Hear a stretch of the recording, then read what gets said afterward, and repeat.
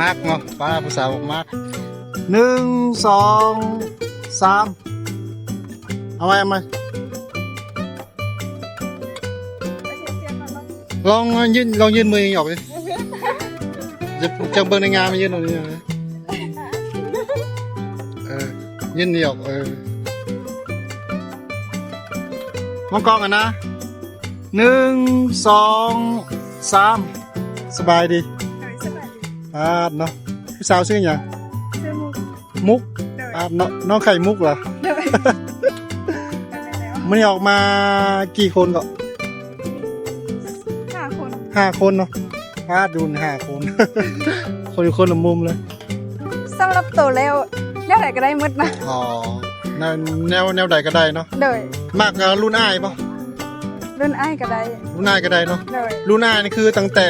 กี่ปีถึงกี่ปี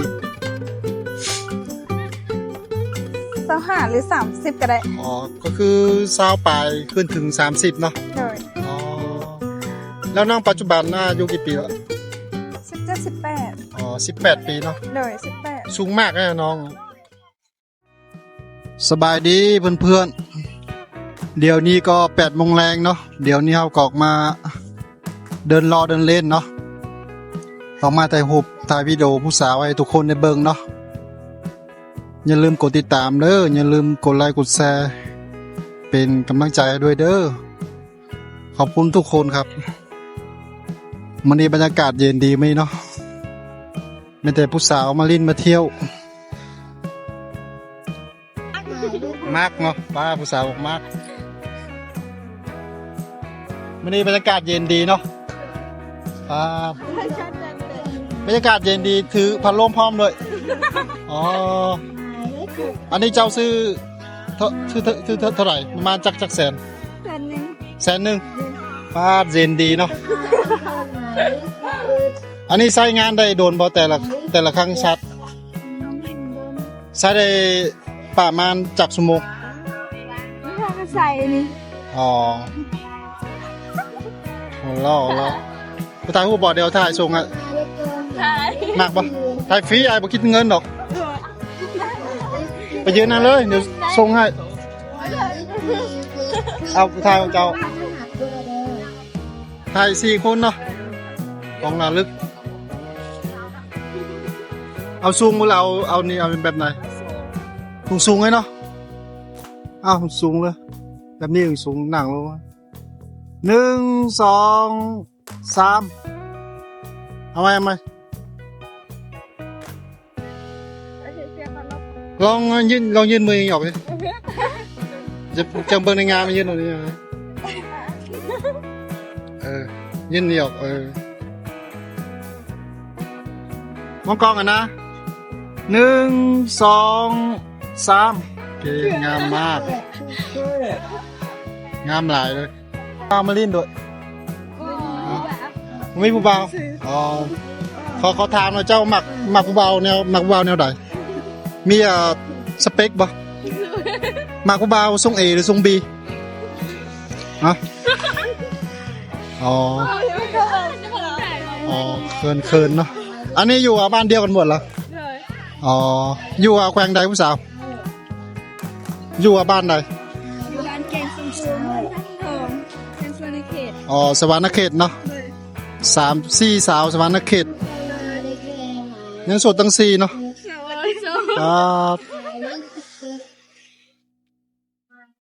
น่ายปะมา17 ปีอ๋อหมักรุ่นซ้ำกันเนาะโอเคขอบใจหลายเด้อมื้อนายส่งอ่ะสบายดีเนาะพี่สาวชื่ออย่างมุกน้องไข่มุกเหรอวันนี้เอามาลินรู้สึกเป็นยังไงม่วนหลายเนาะมันออกกับมูเนาะมันออกมากี่คนก็5 คนเนาะพาดู5 คนคนละมุมเลยผู้บ่าวยังมันโสดอ๋อบ่มีแล้วเฮ็ดยังบ่มีเลือกหรือเปล่าบ่มีน้องไข่มุกอยู่แขวงใดแขวงสารวัตรสารวันอ๋อสาวสารวันงามเนาะ จะเป็นเคยสารวัตรนี่ต้องมีคุณสมบัติเนี่ย แบบไหนก็ได้ อ๋อต้องดื่มเราเก่งปะเป็นเคยสารวัตรนี่ต้องมีคุณสมบัติเนี่ย แบบไหนก็ได้ อ๋อ แบบไหนก็ได้ แล้วน้องไข่มุกนี่มักผู้เบาแนวใดมักผู้เบาสูง160 70 80 สำหรับตัวแล้วแบบไหนก็ได้หมดนะ อ๋อแนวใดก็ได้เนาะ โดย มักรุ่นอ้ายปะ รุ่นอ้ายก็ได้ รุ่นอ้ายก็ได้เนาะ โดย รุ่นอ้ายนี่คือตั้งแต่กี่ปีถึงกี่ปี 25หรือ30ก็ได้ อ๋อก็คือ20ปลายขึ้นถึง30เนาะ โดย อ๋อแล้วน้องปัจจุบันอายุกี่ปีละ 17 18 อ๋อ18 ปีเนาะ โดย18สูงมากเลยน้องมื้อนึงกินข้าวจักขับ ครับหนึ่ง ขับเดียว ครับหนึ่งบางเทื่อก็สอง โอ้ยสิกินน้อยได้อบ่หิวอ่ะ ลดทุนซึ่งในลดทุนใส่สงกรานต์ โอ้ยขนาดนี้ก็บ่ต้องลดแล้วขนาดนี้อายว่ามันบ่ต้องลดแล้วยังดีครับมือก่อนตุยเลยดูหุ่นซ้ำนี้น้องอ่ะน้ำหนักเท่าไหร่น้ำหนักเจ้าของ 48 อ๋อ48 เลย ส่วนสูงเท่าไหร่ 68 อ๋อ60ปลายผู้หญิง60ปลายนี่คือ 168 หายากนะหุ่นดี60ปลายน้ำหนัก48เนาะ เลย หมักรุ่นอายหมัก20ปีจนถึง30เนาะ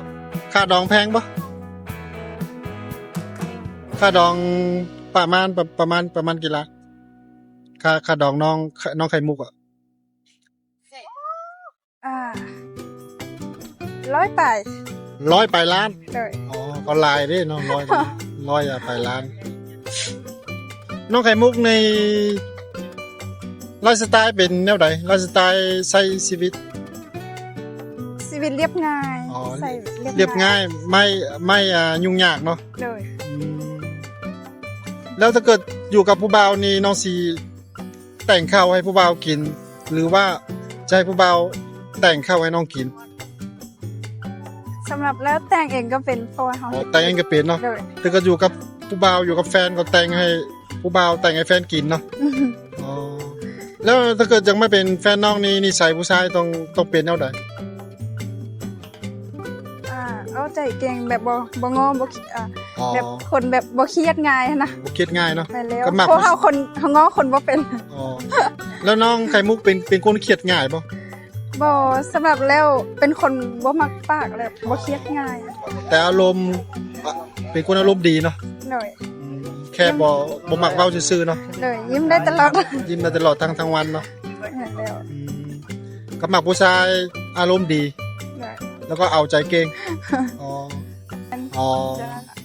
แล้วก็เอาใจเนาะ เลย อืมน้องไข่มุกมักไปลิ้นมักไปเที่ยวต่างประเทศป่ะ บ่ค่อยไป มีความฝันอยากจะไปประเทศต่างประเทศป่ะมีความฝันจะไปลิ้นป่ะ มีความผันอยากไปอยู่ อ๋ออยากไปประเทศหยังก็ เป็นไทยหรือว่า อ๋อก็อยากไปไทยอ๋อ เป็นไทยก็ได้หรือว่า อ๋อ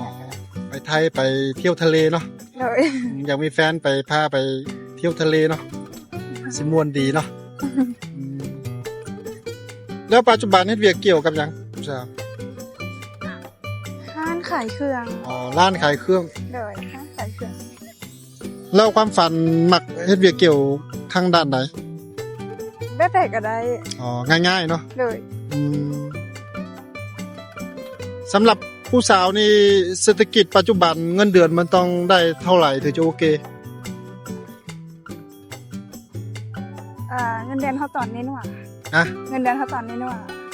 เอาเงินเดือนที่ผู้สาวมักอะ เออ เอาเงินเดือนปัจจุบันก็ได้ เงินเดือนปัจจุบันว่ะ แม่น 2 ล้านหรือ3 ล้านนี่แหละ 2 ล้าน ค่ะ3 ล้าน 3 ล้าน เลย โอ้ยคือสิได้หน่อยอะ